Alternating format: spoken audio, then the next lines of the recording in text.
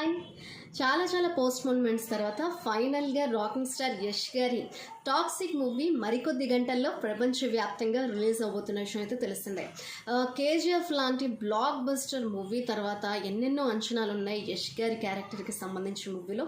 And టీజర్లో కావచ్చు, ట్రైలర్లో కావచ్చు, యష్ గారు అయితే చాలా చాలా పవర్ఫుల్గా డిఫరెంట్గా కనిపిస్తున్నారు.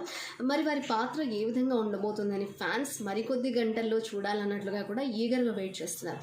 ఈ మూవీని గీతూ మోహన్ దాస్ గారు అయితే అటు డైరెక్ట్ చేశారు. అండ్ కియారా అద్వానీ గారు కావచ్చు, హుమా ఖురేషి గారు కావచ్చు, రుక్మిణి వసంత్ గారు కావచ్చు, అలాగే లేడీ సూపర్ స్టార్ నయనతార గారు హీరోయిన్స్గా చేస్తున్నారు. అంటే వీరి క్యారెక్టర్స్ ఒక్కొక్కటి ఎవరి రోల్కి తగ్గట్టు వారే పవర్ఫుల్గా అనిపిస్తున్నాయి. అటు టీజర్లో కావచ్చు, ట్రైలర్లో చూస్తాయి.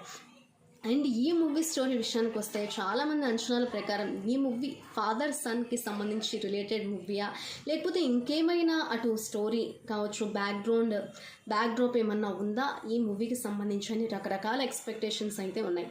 అండ్ ఈ మూవీలో వైలెన్స్ ఎక్కువగా ఉంటుంది అన్నట్లుగా కూడా అటు టీజర్ ట్రైలర్ చూస్తే తెలుస్తుంది. అండ్ ఈ మూవీకి సంబంధించి రన్ టైం 3 గంటల 14 నిమిషాల పైన అన్నట్లుగా తెలుస్తుంది. అండ్ సెన్సార్ సర్టిఫికేట్ అయితే ఏ సర్టిఫికేట్ని ఇచ్చింది. మొత్తానికి మరికొద్ది గంటల్లో అటు యష్ గారి most awaited film toxic movie అయితే రిలీజ్ అవబోతోంది.